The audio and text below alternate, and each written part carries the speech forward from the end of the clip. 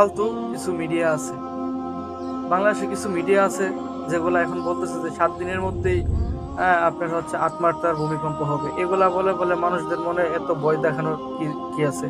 পৃথিবীর মধ্যে এমন কোনো বৈজ্ঞানিক এখনো জন্ম হয় নাই যে আগাম বার্তা দিতে পারবে ভূমিকম্প নিয়ে। নাসাও পারবে না কোনো আগাম বার্তা দিতে যে অত মাত্রায় ভূমিকম্প এখন এমুক সময় এমুক জায়গায় হতে পারবে, কেউ বলতে পারবে না। হ্যাঁ, এই পৃথিবীর মধ্যে আল্লাহ তাআলা এখনো এমন কোনো বৈজ্ঞানিক জন্মগ্রহণ করাই নাই যে এই বৈজ্ঞানিক বলতে পারবে যে এই ভূমিকম্প অত মাত্রায় এমুক জায়গায় এমুক তারিখে হবে।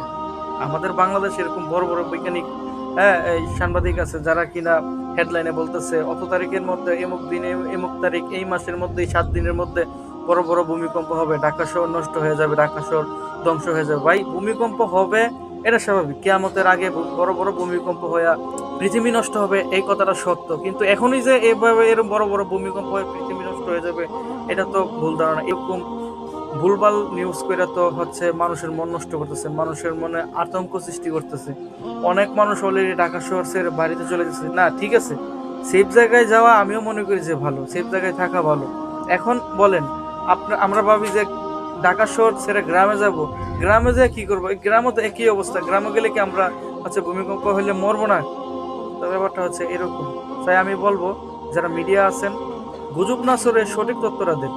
হ্যাঁ, দেশের দেশের হচ্ছে এমন কোনো ব্যবস্থা করুন যে ভূমিকম্পের মোকাবেলা করতে পারবেন, এরকম মোকাবেলার প্রস্তুতি নেন। আমাদের দেশে এরকম কোনো প্রস্তুতি নাই যে একটা ভূমিকম্প হইলে আপনার 10 দিন 12 দিনে আমার মনে হয় না যে উদ্ধার কাজ শেষ করতে পারবে। তাই গুজব না ছড়িয়ে সঠিক সিদ্ধান্ত নিন।